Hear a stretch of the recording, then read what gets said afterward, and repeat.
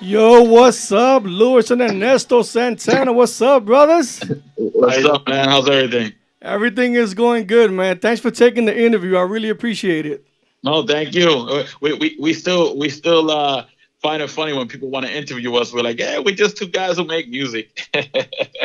Oh no, come on now. You know you make more than music, man. You give us all these beats and all these ideas that we can come up with as our DJs. You can't say you just come up with it. Yeah, well, but we try. We still like to be low key. We find it crazy when we go out and people always want to take pictures with us. We're like, hey, we're just two guys who just like music and we just make music for the fans. Yeah, we prefer to take pictures with the artists. Yeah. No, and it's funny because of course they want to take, but you're the Santana twins, man. See, the thing about it is you guys are modest, and there's you could go on Facebook and Twitter and Instagram, and there's never any drama with you guys, which is why and this comes from the heart, honestly. It's the reason I like everything that you guys do. Is drama free. You support everybody equally and evenly, and that's appreciated by all of us. Seriously. Thank you. We try to keep the drama away from us because in the end, it's all about the artists. We just provide a good platform for them, or we try to provide a good platform for them to go out and sing, and for the fans, because we're not the ones on stage. We're just the guys we're the behind the scene guys who try to deliver that good product for the fans and for the artists to sing. And that's all we do. That's all we've ever been about. And anyone who knows us will tell you the same thing. We don't even do the VIP thing. When we go to the clubs, we're always like outside of the VIP thing because we're just fans. So when I go with my brother to these clubs, we like to see the show just like anybody else. I mean, we enjoy listening to the singers perform, and it's a bonus when they're singing one of our songs. That's awesome, man. And I gotta ask because every time I see you guys, honestly, you guys are together every single time. Are you guys really together all the time? We actually work in the same industry. We work logistics at the airport, but we live in the same house, different apartments, and we share the same love for the music. So he's my partner and my brother. So we're friends and business associates. That and that's awesome. And I love I have a tattoo that goes down my arm in Chinese that says "family first," and I'm all about family. So I love Cool. that. All right, so now let's talk music now. Tell me what the Santana twins are up to. I know the last thing you did that I know of is the Wendy hit. Yeah, that was the last one. The Wendy, it's doing good. A lot of DJs supporting it. We Shout outs to Wendy. Yeah, shout outs to Wendy. She wanted to get back into the singing, and she contacted us, and we said, sure, hell yeah, we definitely love to do a record with her. We like to do is when we work with an artist the first time, we like to usually write the song, just to get them out of their element and just to see where they're at when we get comfortable with them. Then on the second song or third song, we kind of like let them get involved in the writing and then also writing their own songs and stuff. That's But we had that song ready, and she loved it, and we tracked it, and we delivered it. Now, coming up.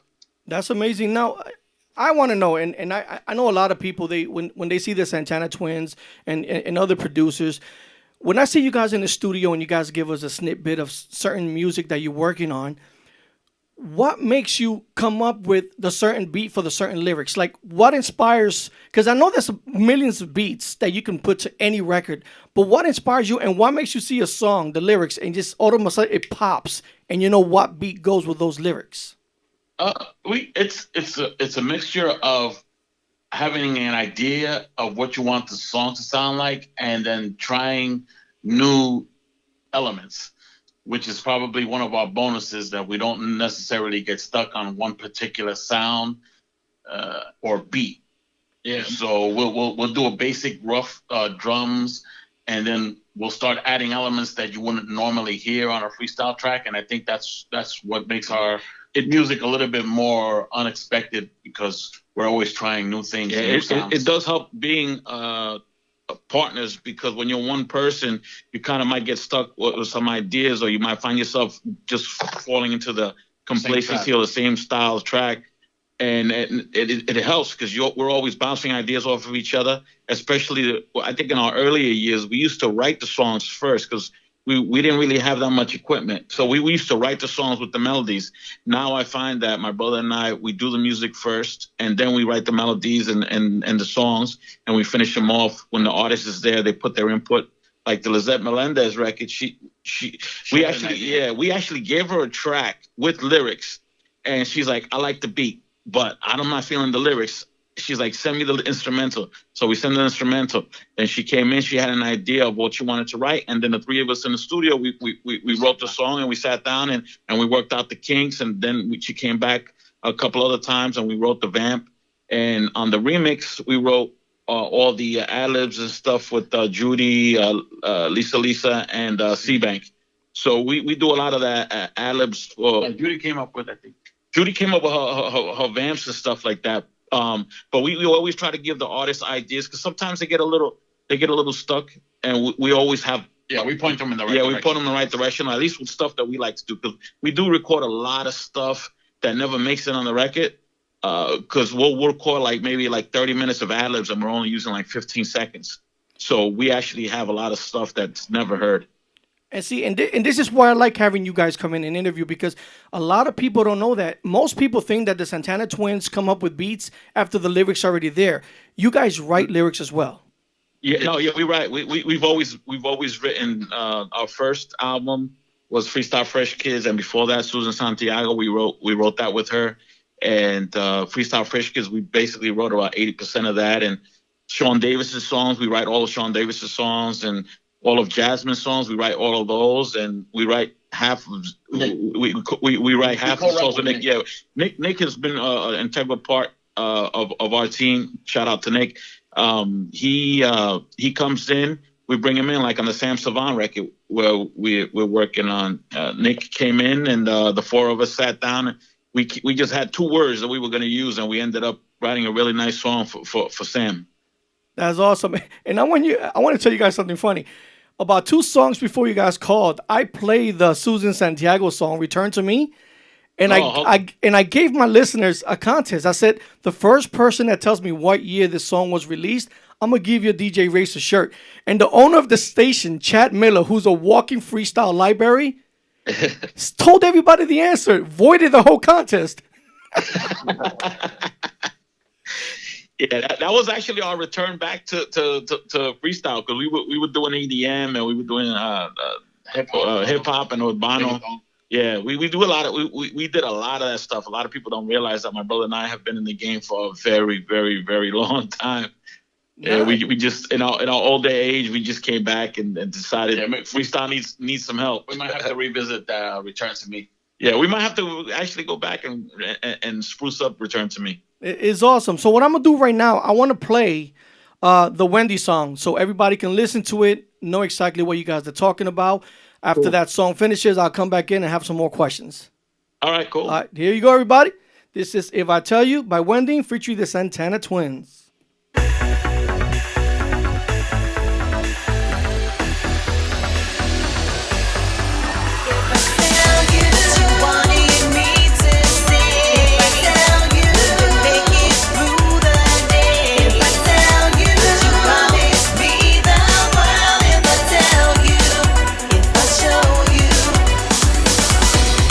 Never believed that I would find someone to rescue my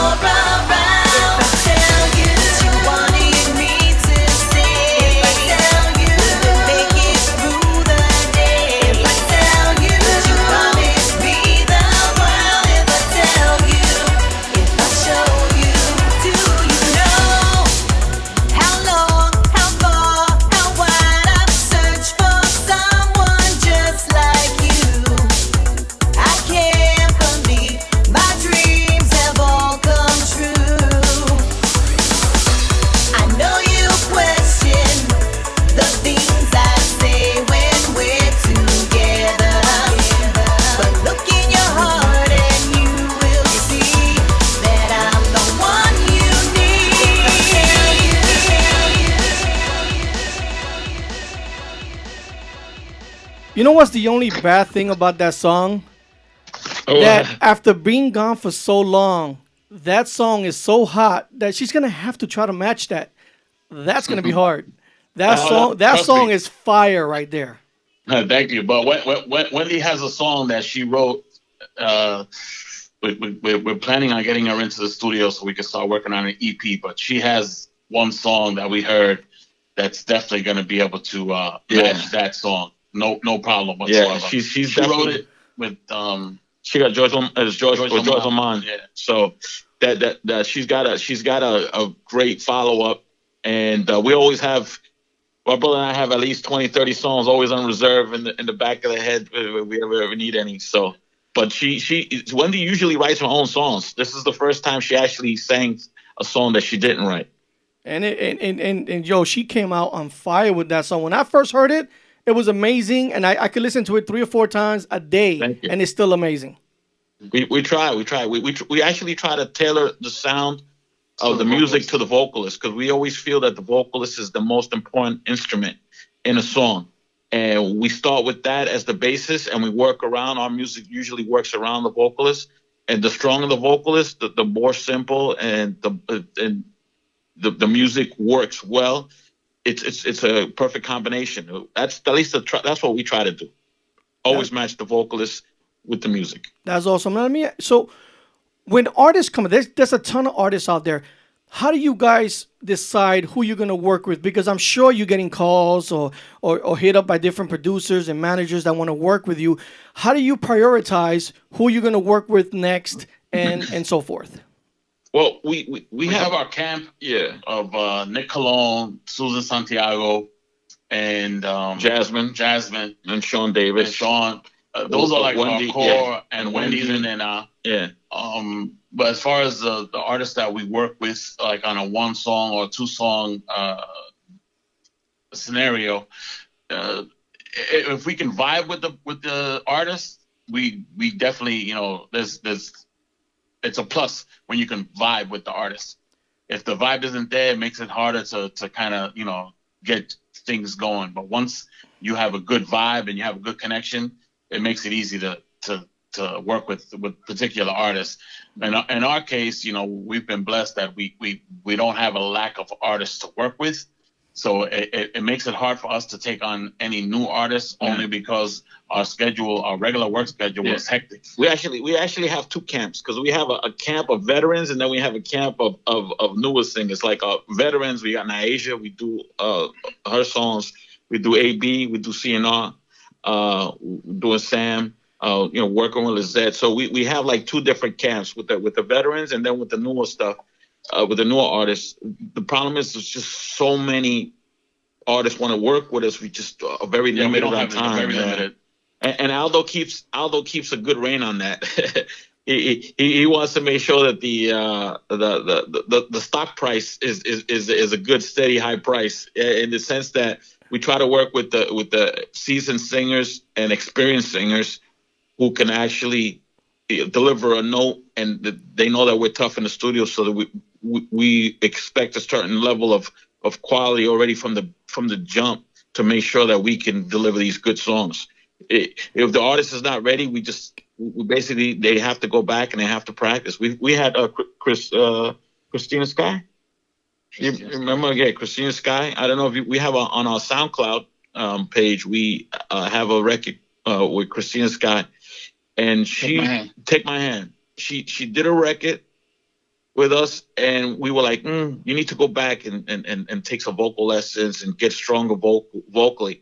She came back. She came back 1 year, unbelievable. And we tell people vocal lessons are important. It's just they give you the exercises and you practice. If you're hungry, I mean, she delivered a record that was amazing, and we get asked about that record all the time, and that just goes to prove if you really want to be a dominant singer, you need to take the vocal lessons. You need to practice. It's like a doctor. You need to go to medical school. Right, and a lot of people think they could just come in, sing lyrics, and it's gonna be a banger. But No, those records they take a long time to record. I mean, they could be recorded, but it's not as much fun because you just working so much on fixing the vocals and tuning. Yeah, and another important thing is we me and my brother are jack of all trades, but master of none. So we can do everything that's needed on a record, but if we can get like Carlos Barrios to mix the record for us, we're more than happy to send it his way. Yeah, that's something less that we have to worry about. Albert, these guys are good friends of ours, and if we on the Lizette record we had Mike Lorello do some keyboards for us. We don't mind sending stuff out. The more the merrier. Back in the days, that's how records were done. You had 5 or 6 names, on the production side, 3 names on the writer's side, 3 names on background singers and vocalists. And I think that's something that's lacking in some of the production that's out today. You got the one producer with the one singer, and it's tougher for the producers. Some producers just don't have the luxury that we have, which is we're blessed where we can call on producers and say, hey, want to come in on this record, or you want to do a dub, or you want to do a remix, and we're fortunate that they'll usually say yes, and it's great for us. But it's tough. Sometimes the producer doesn't have those connections. That some doesn't mean you can't get them. Though. Yeah, it doesn't mean you can't get them. You just got to hustle a little. Yeah, more. You got to hustle a little more, and you will eventually start making some headway. And the proof is in the pudding. You got to put out a good product. Right, and it goes back to what I said at the beginning of the interview. That's how you guys are. You guys look out for everybody else. So seriously, you're helping the DJs, you're helping the artists, you're helping everybody out. Everybody helps each other out, and it's just the way it works, and the way it's going to continue to work. It works for us. It works for us at least. I mean, you get more done, and it's cool. It's always nice collaborating with people, writing music, DJing.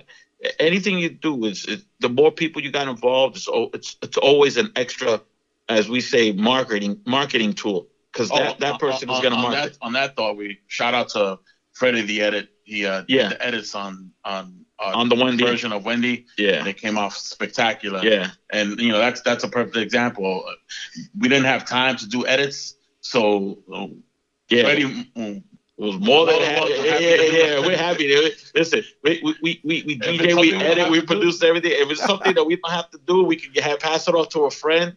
And Freddie came in with flying colors, and we have no issues passing on. We don't get married to songs. Yeah. We don't need all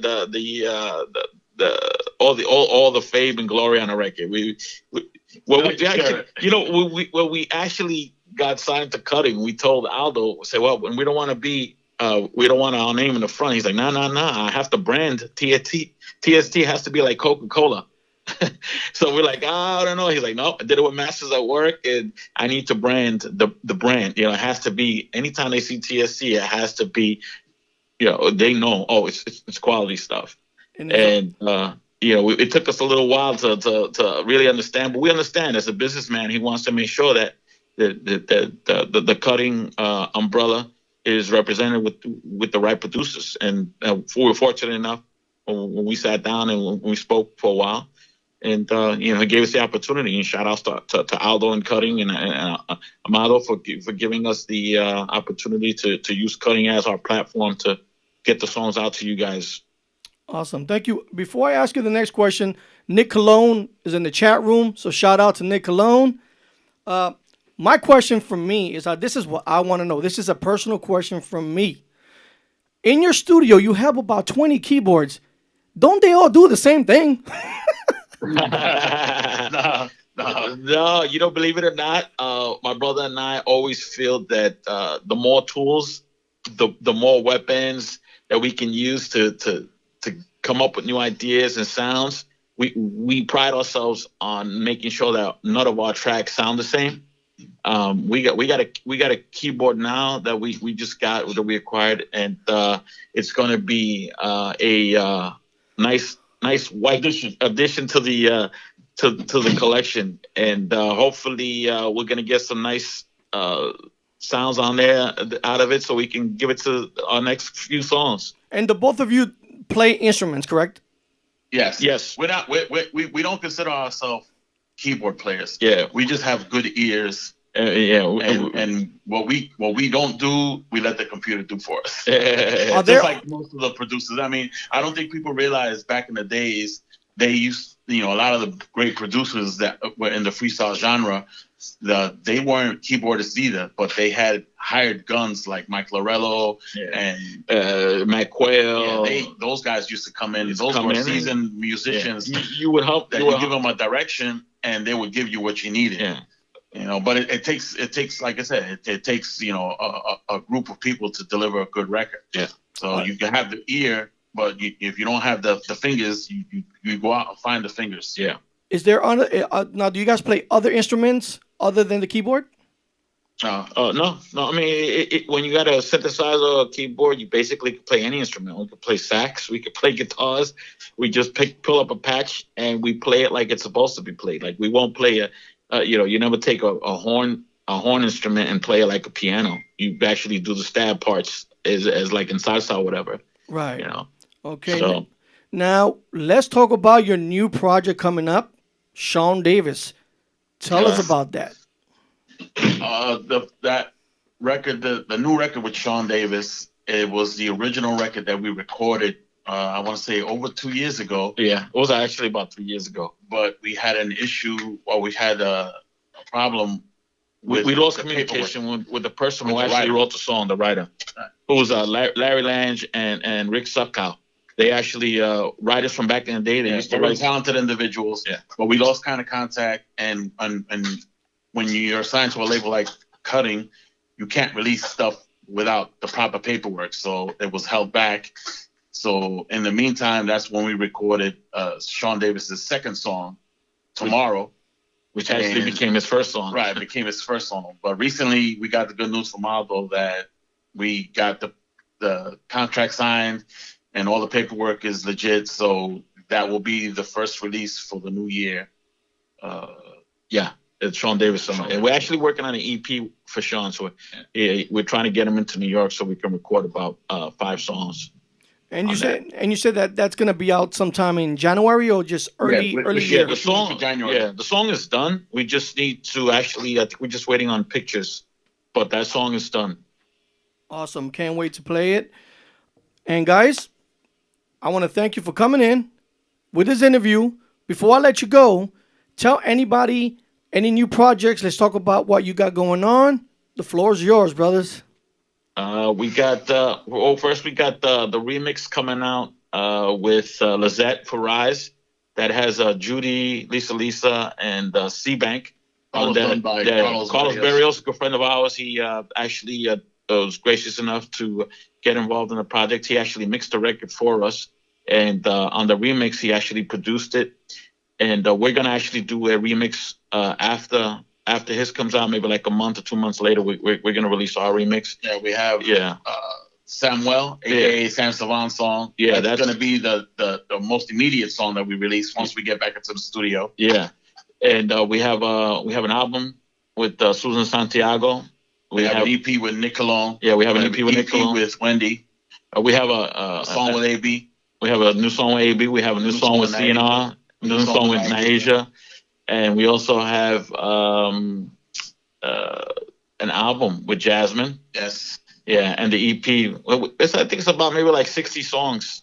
I think it's in that range somewhere, like 60. It's a lot of songs. In other words, what you're saying is 2019 is already booked. Yeah. It's funny because sometimes these artists, they're like, yo, so how can I want to get you guys to do it. And we're like, we're booked. I mean, we're really busy. We've been trying to get Joey Kid. Yeah, Joey Kid's another friend of ours. We're going to do a record for him. Also, Joey May or Brenda. We have a song with her. We're supposed to record also. And we're trying to do a sneak attack on Willie Valentine. Yeah. If you get the word out, if the fans get the word out, we're trying to get Willie into the studio. Yeah. We want to produce his next record. Yeah. So if Willie's listening or anybody who knows who has Willie's ear, send messages, post on this thing that the Santana Twins want to get him. He can't hide from us. We want to get him in the studio. Yeah. That's amazing. He just did an interview, and I know he's got a writer's block. And we don't blame him. It's just tough with the amount of songs that he's done. I'm surprised. You get drained, and he's done like 500-600 songs, and So we always we cross paths here and there, and he's always like, hey, I love what you guys are doing. He's respected in the genre. Yeah, we need guys like Willie in the game, because it's the better producers stay in, the better it is for the genre. Yeah, for the genre as a whole. It makes it when you have producers like Willie and Carlos coming back, it helps the genre as a whole. Yeah. I mean, it's simple math. If you have 12 to 15 quality producers in the game, every single one of them only has to come out with one record a month or every 2 months. And the fans will get anywhere between 6 to 10 records a month, brand new. And that feeds the genre and keeps it healthy. So there's no such thing as competition. Especially, this is a misunderstanding. A lot of people think that there's competition. There's no competition. The fans will buy your song and they'll buy someone else's song. Absolutely agree with that. So it's always good to help your fellow producers and singers, because that helps you. Then instead of a show with 1 or 2 artists, now you got a show with 5 or 6 artists singing new songs, and the radio stations will start taking note again. Hey, the genre's picking up again. So that's why we are firm believers in helping other producers and getting involved with other producers. And a quick shout out, if you haven't gone out and checked out Luis Martez's new album, definitely go out and support. And he's put a lot of work into that album. We got a copy of it, and it's very good. Yeah. Go out and support if you haven't, and go out and support all the artists and producers that are taking their time and energy to put new products out. Because without the fans supporting, there's no way we can sustain the genre itself. You got workhorses like Artie who consistently put out good product, and Brad. And Brad Rock. Yeah, and we need those guys in the game. You can't keep a genre alive when there's only like 1 or 2 guys doing it.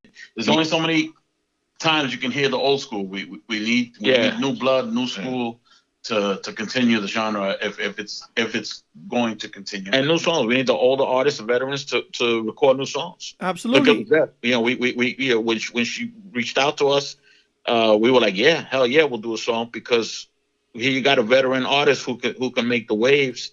And we got Rise, and hopefully that motivates some of the other veteran artists to come out with new songs. K7, George Lamont, all of the veterans. I mean, we work with a few, but we can't work with everybody. Right. So there's enough artists to go around. Yeah. That's another thing. The veterans need to start doing shows with the newer artists mixed. You have a newer artist opening up for your show. It's something for the fans. We never understood the disparity in shows and the segregation. I don't think so much it's the artists. I think it's the promoters who really need to understand that with unity, you're going to get further. And if the promoters have 5 slots, give 2 slots to the new school guys, and 3 older, or you work something out. It makes for a better show overall. And that's one of the hurdles that, unfortunately, as a genre, we don't do good in, and hopefully that'll change. And it's like the old saying: "There's enough to go around for everybody." There is. And speaking of Luis Marte, I played his song earlier in my set. You Need Another, and I tell everybody to go to www.luismartemusic.com, support the artist. Yes. Yeah, it helps when the artist gets the support, because they know that all that work they put into that album or song didn't go the wayside. They're doing it not for them; they're doing it for the fans. They love the music, but in the end, they want to do something good for the fans, and they deliver these songs, and that's very important for the fans to understand that, and they need to support them and patronize them and buy their CDs and buy their music, because I don't think 99 cents is going to kill anybody. Yeah, that's true. Because now you don't have to buy the whole CD. You can just buy a single record. Buy the songs you like. It's very important. I mean, these songs do cost money to make. They're not free. So when you go out and you rip them off of YouTube or iTunes or Spotify, it doesn't help the artist. I mean, there's no money in sales, but it helps to at least recoup some of the cost of making these records. And if you want new records to be put out or new songs to be put out with these artists, they need some financial backing in the sense they need you to go out and buy their songs. Agree. I didn't know much about the business. I play music, but I don't know much about the back end of the music. The one of the producers for the station is Yo MC with Yes. SGR Records, and him and I chat all the time, and he talks about exactly what you're saying. It's a lot of people don't want to buy 99 cents. Like you said, it's just 99 cents, but they rather go on YouTube or rather go on Spotify and buy it that way rather than Yeah, support the artist and just spend $1, $1. Yeah, shout outs to Yuyo. He's a very talented individual on the West Coast, and he doesn't get his due props. He's definitely been on his grind. He's grinding. Yeah, we like guys like that. Yeah, we appreciate guys that grind. We respect them, and we always like to listen to their stuff and see what they're doing. And believe it or not, we have a working relationship with a lot of producers. They'll hit us up and ask us what we think of something, or how they should go about doing something, and we definitely always we don't mind advice. Advice from us is something. It's nothing. We want better producers in there. If I can help another producer strengthen his percussion or his keyboards or sounds or sound selection, there's no secrets. We do it because I'm not in competition with him. We want. It's like, think if you were the only good NBA player. It's kind of boring and it's not fun, and it doesn't help the fans. So who wants to go just see Michael Jordan playing it against high school kids? Nobody. Right. And that's basically what it is. Which brings up another topic. You guys are Yankees fans. Nah. We're Met fans. Oh, okay. We're good there. But you're always wearing Yankee hats. Yeah, I'm gonna tell you why that is so. This is the sad reality of New York. This is the sad reality. I'm a big Mets fan. If you want good colors of caps, New York City, you can only find majority Yankee caps. But we're diehard Met fans, but the Met, you go into the cap stores and Mets might have maybe 5 or 6 colors. But Ernesto and Luis, I can't do it. I can't put a Yankee hat in my head. I just can't do it. I have a friend of mine who said, he goes like, I can't believe you're wearing that hat. I'm like, I like the color. I need the color to match my shirt. I mean, my brother and I have an easy 200 hats. Yeah, if a Met hat comes out, my collection has definitely more Mets than my brother's, because I don't really have that many as he does. But I've spoken to the gentleman that we buy our caps from, and I tell him, listen, man, whenever you get a different color Met, just put one on the side. I will definitely pick it up. But the manufacturers aren't making them because the Mets is the second-rate team. Yeah. If they put out a good year or two, then you'll see more colors. I know it's like that in any market. They're always gonna push more colors, different color variations. And I think that was more of a New York thing, because a lot of the other cities, I don't think they had as many color variations as we do in New York. I know we're like the Clippers of LA. Yeah. But you guys, is the cap game big out there? I mean, do you have all different color Clippers hats? You know what? It's funny because I'm from New York. I live in LA now, but I'm originally from New York. Mm-hmm. Not really. Over here, it's more of the Laker hats, and they have the ugly purple and that gold, and that's about it. I see. That's why New York is always number one, because we know how to have a serious hat game. No, the funny thing is, if you cross the border to Mexico or here in LA, all you find is Yankees hats. So I admit that Yankees everywhere, different colors. Yeah, but I still can't do it. I cannot do it. The way we see it, we represent New York. Yeah, we represent New York. We're diehard New Yorkers. Like I said, we're Met fans, but if the Yankees are doing good, yeah, so you still have that little miles. As you get older, the hatred you had for the rival, the rivalry gets less and less. And now it's like, the Mets have been disappointing so many years in running that it's like you need something to cheer. So if the Yankees are doing good, more hats off to them. Yeah, I guess. So I'll give you a pass on that one. But can you once in a while just take a picture with a Mets hat? Just once in a while. Yo, I have my everyday cap that I wear is a black Met hat. So my everyday Met cap is but when we go out or have to do some photos, it's definitely trust me. If our first selection is always a Met hat, if it's available. If not in the color that I need, then I have to get the Yankee hat. And that's another reason why you'll see us wearing sometimes Pittsburgh hats or St. Louis. The color. Yeah, we're going for the color, not really for the team. Yeah, but I'm gonna keep digging. I'm sorry. One last thing. You guys sent me 20 pictures. You couldn't send me one picture with a Mets hat. Oh, my bad. I was just grabbing pictures real quick. I didn't know. You notice the picture that we have on our Facebooks is I'm wearing a Met hat, so there you go. All right, all right. Hey guys, I know it's Friday, man. I'm gonna let you guys go. The picture you used for the flyer has a Met hat. Yeah, but it's yellow. No. The yellow one is the Yankee one. The black one is the Mets. Okay, cool. I didn't notice that. I'll give you that. Hey, see, I'm representing. All right, the Mets. All right. You get your pass back. You got it. But seriously, guys, all jokes aside, man, I really want to thank you for taking the interview. It's amazing. I was looking forward to it all day. I was like a little kid in the candy store. So it's amazing. Hey, listen, my brother and I, we down to earth guys, man. We're not about the fame or the big head. We don't need to be the best. We try our best. That's what we're about. Doing our best for the fans. You could come up to us. Anybody has questions. Anyone wants to take pictures. We do it. We're not the fame mongers.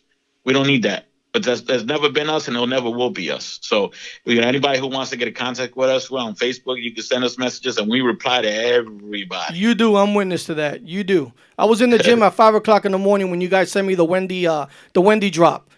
So yeah, you do reply. Yeah. No, we reply. We always try. Maybe a little late, but we reply. Yeah.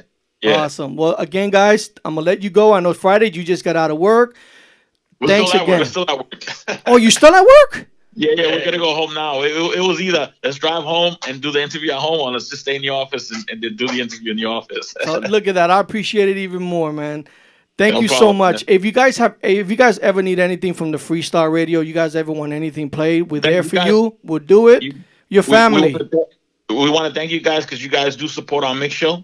And all the radio stations. Yeah, all the radio stations to support our mix show. We do have a mix show on Fridays at 5:15, and that's another thing that we wanted to get more involved with the DJs. So we have a 30-minute mix show, and we have we're in a good position where we can get a lot of DJs who we ask them for a mix, and they graciously send a 20-minute mix for us, and we do 10 minutes at the back end. We try to give everybody some good sounds of unreleased stuff and a mixture of remixes that we do for some of the stuff that we've done in the past when we used to DJ. And we throw in some new stuff, and hopefully everybody enjoys that. And you guys are one of our syndicates, so thank you very much for supporting us. You're welcome. Thank you, guys. Cool. With that being said, brothers, have yourselves a good weekend. Don't forget to shop for Christmas. This is your last weekend before Christmas comes. Well, actually, no, yeah, I think it is the last weekend before Christmas comes. It's going to be a zoo out there. The next weekend. That's this weekend and next weekend. Oh, is it? Yeah, because the 21st is on a Friday. Okay, cool. So that gives you a little extra time. But be safe out there, brothers. I appreciate it once again. And if you need anything at all from us, from me personally, I'm there for you. Thank you. Thank you, guys. Have a great weekend. Likewise, man. Right. See you later.